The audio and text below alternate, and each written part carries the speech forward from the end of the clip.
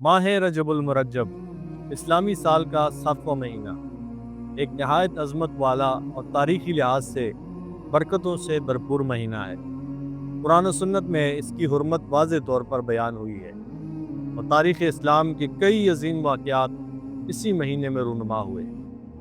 اس نشست میں ماہ رجب کے اہم واقعات قدر تفصیل سے پیش کیے جا رہے ہیں۔ محترم سامعین، رجب کا مہینہ حرمت والے مہینوں میں سے ہے۔ قرآن عظیم الشان میں اللہ رب العزت ارشاد فرماتا ہے، اعوذ باللہ من الشیطان الرجیم، بسم اللہ الرحمن الرحیم، ان عدت الشہور عند اللہ 12 شہرا فی کتاب اللہ منہا اربعۃ حرم۔ حضرت عبداللہ ابن عباس رضی اللہ تعالیٰ عنہ بخاری شریف کی روایت کے مطابق رسول اللہ صلی اللہ علیہ وسلم کا ارشاد نقل کرتے ہیں، فرمایا 4 حرمت والے مہینے یہ ہیں: ایک ذوالقعدہ، ذوالحجہ، محرم اور رجب مضر۔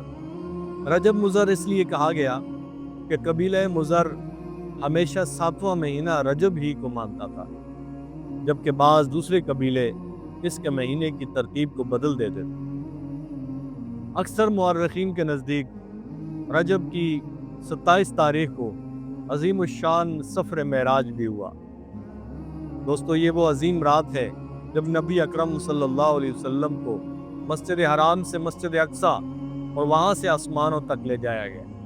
اللہ تعالیٰ نے اپنے محبوب کو اپنی قدرت کی نشانیاں دکھائیں اور امت کے لیے نماز کا تحفہ عطا فرمایا۔ قرآن عظیم الشان میں ارشاد پاک ہے، سبحان الذی اسریٰ بعبدہ لیلا من المسجد الحرام الی المسجد الاقصی۔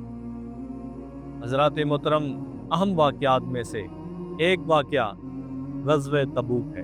اسلامی تاریخ کی سب سے بڑی فوجی مہم غزوہ تبوک کی تیاری رجب المرجب کے مہینے میں شروع ہوئی۔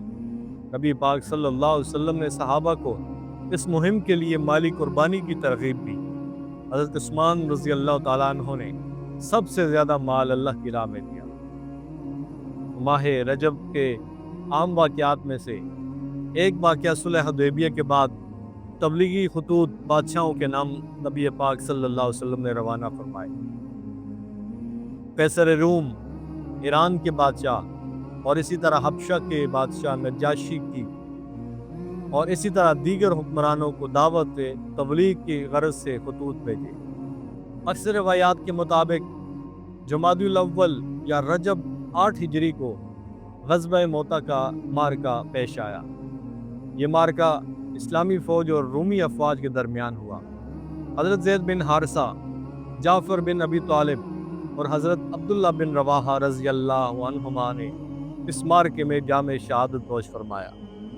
حضرات محترم، اہم واقعات میں سے بیت المقدس کی فتح۔ مورخین کے مطابق اسی ماہ رجب میں حضرت عمر بن خطاب رضی اللہ تعالیٰ عنہ کی زمانہ خلافت میں بیت المقدس مسلمانوں کے قبضے میں آیا۔ یہ عظیم فتح پوری اسلامی تاریخ کا ایک سنہری باب ہے۔ محترم سامعین و ناظرین، اہم واقعات میں سے ایک اہم واقعہ امام ابو حنیفہ رحمۃ اللہ علیہ کی ولادت اور وفات کا واقعہ ہے۔